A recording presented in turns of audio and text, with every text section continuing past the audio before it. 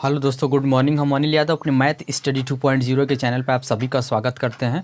जैसा आप जानते हैं कि हम आजकल एसबीआई पीओ यानी बैंकिंग सेक्टर और एसएससी का जो भी एग्ज़ाम होता है हम उसका इंग्लिश का पेपर करा रहे हैं और कुछ रूल पढ़ने के बाद हम प्रैक्टिस कराएंगे। तो हम लगातार क्वेश्चन की तरफ या लगातार हम क्लास ले रहे हैं तो उसको क्लास को देखें।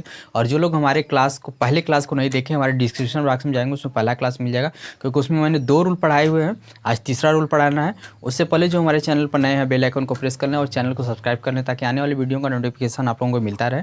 तो देर न करते हुए क्वेश्चन की तरफ चलते हैं। क्वेश्चन ये है कि हम लोगों का आज पढ़ना है सब्जेक्ट वर्ब एग्रीमेंट का तीसरा रूल। 2 रूल हम लोग पढ़ लिए हैं, क्योंकि हमने पिछले क्लास में 2 रूल पढ़ाया है। तो जो लोग नहीं देखे वो डिस्क्रिप्शन बॉक्स में जाएंगे, उसमें पहला टॉप पार्ट मिल जाएगा। तो दूसरा रूल ये कह रहा है हमारा कि कुछ वाक्यों के सब्जेक्ट कुछ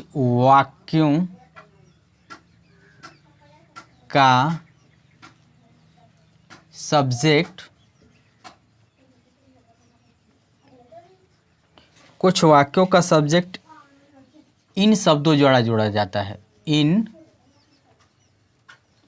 शब्दों द्वारा जोड़ा जाता है। जैसे एज वेल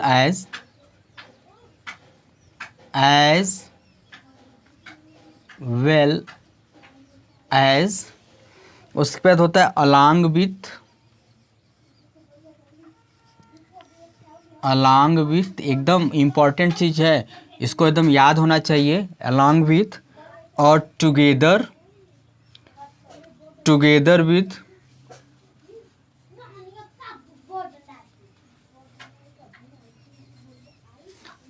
with है। उसके बाद है ये along with, टुगेदर with, उसके बाद है with,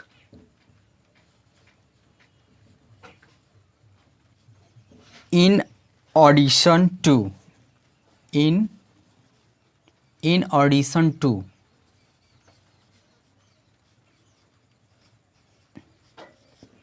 in addition to, like, unlike,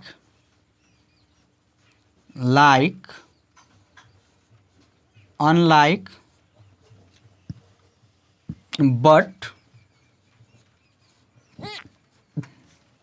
except,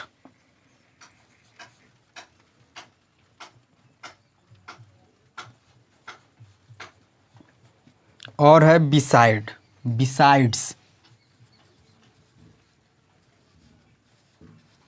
etc और भी वर्ड्स होते हैं etc, ठीक है, etc। इतनी वर्ड्स आएंगे तो इसके साथ क्या होता है,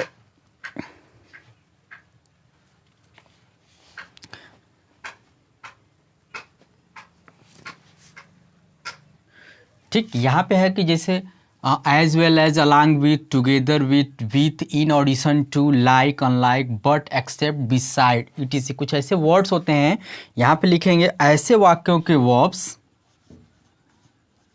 ऐसे वाक्यों के वर्ब्स मतलब क्रिया, इन शब्दों से पहले, इन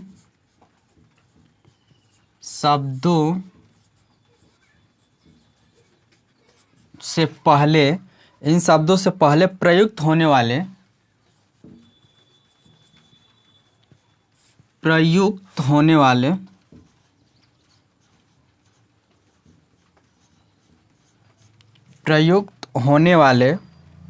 वर्ड्स के अनुसार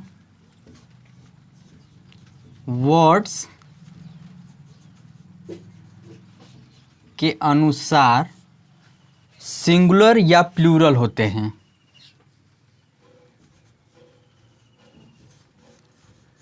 सिंगुलर या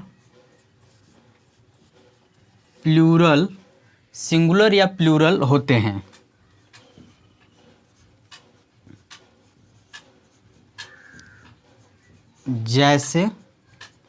जैसे हमारा सेंटेंस बन जाएगा कि the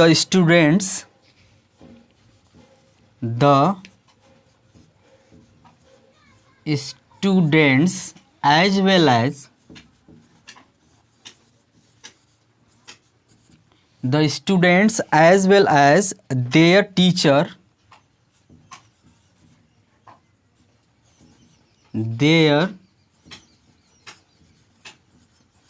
their teacher are present,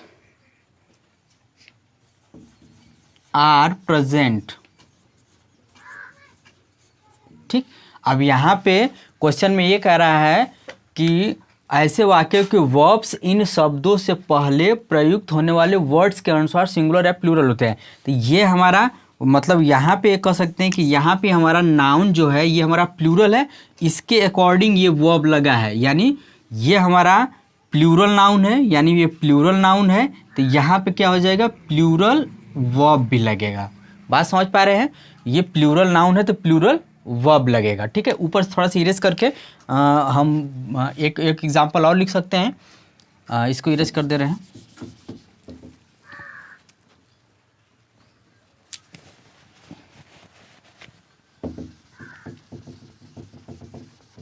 ठीक, एक एग्जांपल और हम लिख दे रहे हैं। एग्जांपल दूसरा वाला जब देखेंगे कि ही इज ऑलवेज एज, ही दूसरा एग्जांपल है, he is as well as, sorry, he as well as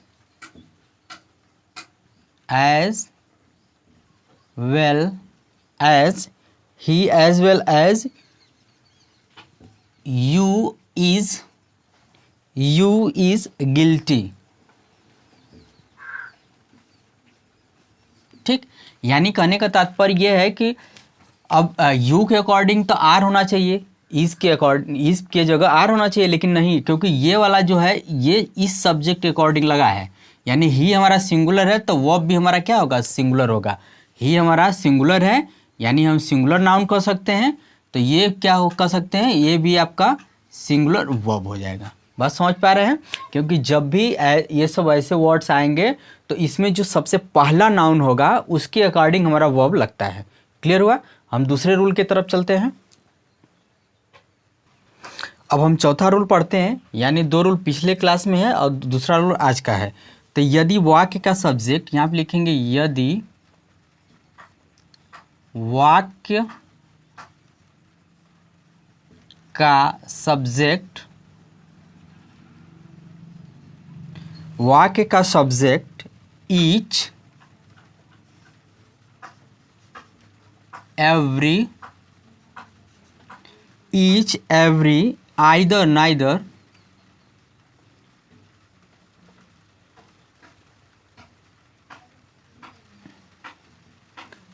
neither one, everyone,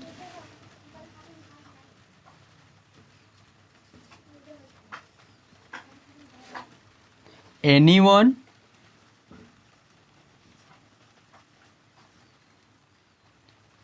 no one, someone और nobody,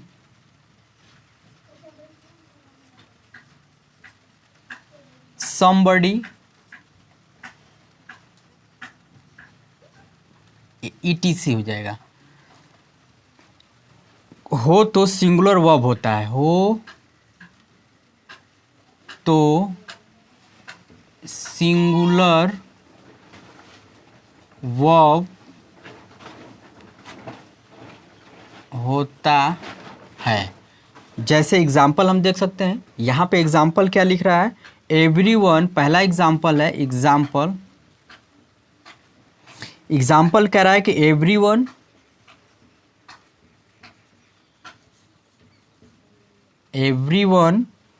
of the students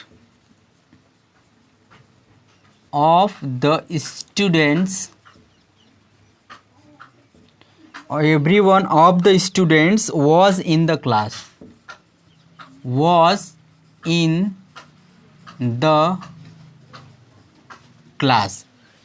question में क्या बोल रहा है कि अगर ये each, every, either, neither, one, everyone, anyone, no one, someone, nobody, somebody अगर सब्जेक्ट के रूप में हो, यानी ये सब्जेक्ट के रूप में हो, तो क्या है, हो तो सिंगुलर वर्ब का प्रयोग होता है। तो यानी ये एवरीवन लगा है, इसके अकॉर्डिंग तो हमारा क्या होना चाहिए, और यहाँ पे स्टूडेंट्स है, स्टूडेंट्स, ठीक है, यानी ये हमारा सब्जेक्ट के रूप में होगा, तो हमारा जो वर्ब होगा, यानी वर्ब क्या होगा, सिंगुलर वर्ब, ठीक है, यानी एवरीवन के अकॉर्डिंग सिंगुलर हो, ये सब्जेक्ट के नहीं लेंगे। यानी हमारा इन वर्ड्स में से कोई भी अगर सब्जेक्ट के रूप में होगा तो वर्ब क्या लगेगा, हमारा सिंगुलर लगेगा। एक और एग्जांपल देखते हैं, और बस सॉरी यहाँ पे लिखेंगे आइदर, और दूसरा एग्जांपल है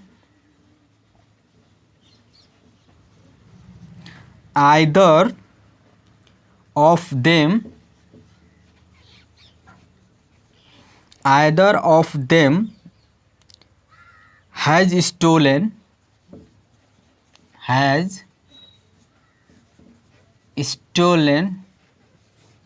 my watch।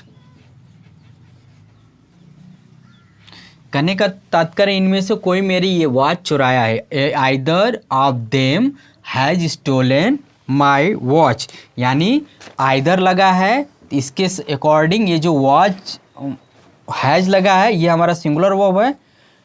देम तो हमारा प्लूरल होता है, इसके अकॉर्डिंग तो प्लूरल वर्ब होना चाहिए, नहीं, लेकिन नहीं, आइदर लगा है, तो आइदर के इसके अकॉर्डिंग ये लगेगा, तो ये हमारा सिंगुलर वर्ब लगेगा, ठीक है। इसकी हिंदी होती है कि either of them has stolen my watch, इनमें से कोई मेरी वॉच को चुराया है, तो ये आइदर है, आइदर के अकॉर्डिंग ये क्या लगेगा, हैज का प्रयोग करेंगे। क्लियर है। एक एग्जाम्पल और हम लोग देख सकते हैं यहाँ पे इरेज करके।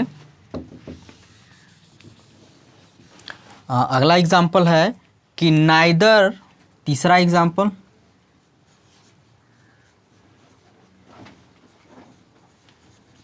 Neither of your friends, neither of your friends is good.